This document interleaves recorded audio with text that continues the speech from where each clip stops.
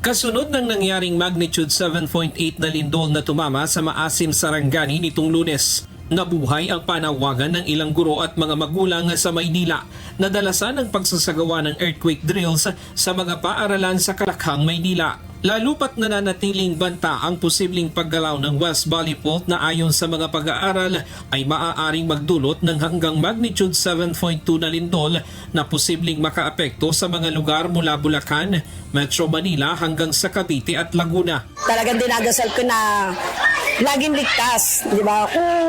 Kung nangyari man sa ibang lugar, huwag naman sana na mangyari din dito. Nag-try po kami, talagang nalilito pa yung mga bata kung saan na yung evacuation area. Panibagong practice na naman ulit kami. So dapat po talaga mas paigtingin pa namin itong pagpapractice namin. Kaya kailangan po talaga siyang tutukan po talaga saan kami. Kasi iba na po talaga pagka nasa totoong senaryo na. Bukas naman ang Office of Civil Defense o OCD sa ganitong mungkahi. Ayon kay OCD spokesperson Junie Castillo, hindi limitado sa quarterly earthquake drill ang paghahanda at pagsasanay para sa lindol. Kunyari, ang mga eskwelahan gusto nilang gawin na buwan-buwan ito, di ba? Para madagdagan. Pwede naman po, may mga kanya-kanya tayong pwedeng gawin. Ganun din dun sa mga establishmento, kung business establishments ito or mga government agencies ito, ay pwede rin po gawin yun. Hindi tayo limitado dun sa 4 na beses sa isang taon. Ayon pa sa OCD, walang naitalang nasawi o nasugatang mga estudyante sa mga paaralang naapektuhan ng lindol sa Mindanao. Dagdag pa nila, kapansin-pansin na tila sanay at alam ng maraming mag-aaral ang tamang gawin sa panahon ng lindol. Mahalagaan nila ang paulit-ulit na pagsasanay upang maging bahagi ng muscle memory ng mga estudyante at guro ang tamang pagresponde sa oras ng sakuna. Ito pong duck cover and hold, para nga po muscle memory na automatic kapag may ganyang mga pag-uga, paglindol, ay dapat na isinasagawa natin yon.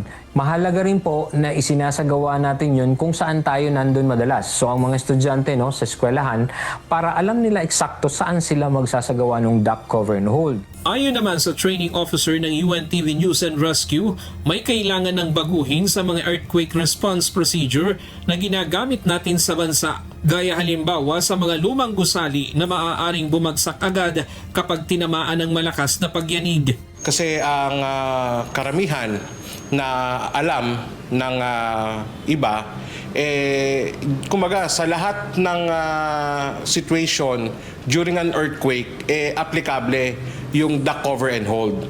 Na sa totoo, ang duck cover and hold ay ginagamit siya pagka meron kang sturdy na table or pwede kang mapagtaguan. So doon nag-a-apply primarily yung duck cover and hold on na situation.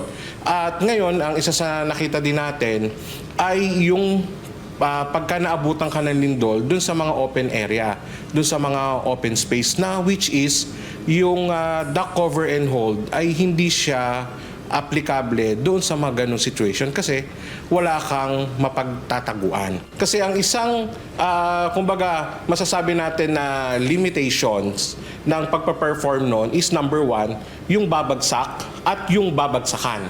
Na katulad ng sinasabi natin kanina, yung sturdy dapat matibay yung pagtataguan mo.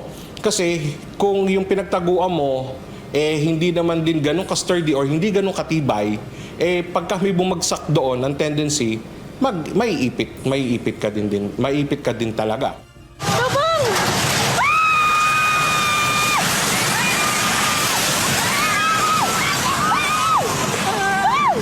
Ayon sa OCD, patuloy pa rin pinag-aaralan ng mga eksperto at ng DOST PHIVOLCS ang bisa ng tamang paggamit ng duck cover and hold depende sa iba't ibang sitwasyon at klase ng estruktura. Tuloy-tuloy naman po especially coming from the DOST PHIVOLCS at saka sa mga eksperto na pinag-aaralan po itong duck cover and hold at kung ano nga yung mga dapat gawin. Pero nilinaw ng ahensya na nakabatay ang paraang ito sa palagay na matibay at may sapat na structural integrity ang gusaling kinaroroonan. Kaya bukod sa tamang pagresponde habang lumilindol, mahalaga pa rin ang pagsunod sa National Building Code at Structural Code of the Philippines. Dagdag pa ng ahensya, mahalaga rin ang structural retrofitting at pagsunod sa pinakabagong building standards upang mas mapataas ang kakayahan ng mga gusali na makayanan ang malalakas na lindol. Ryan Lacanlale, UNTV News and Rescue. Diyos ang aming sandigan, serbisyo publiko ang aming pinahahalagahan.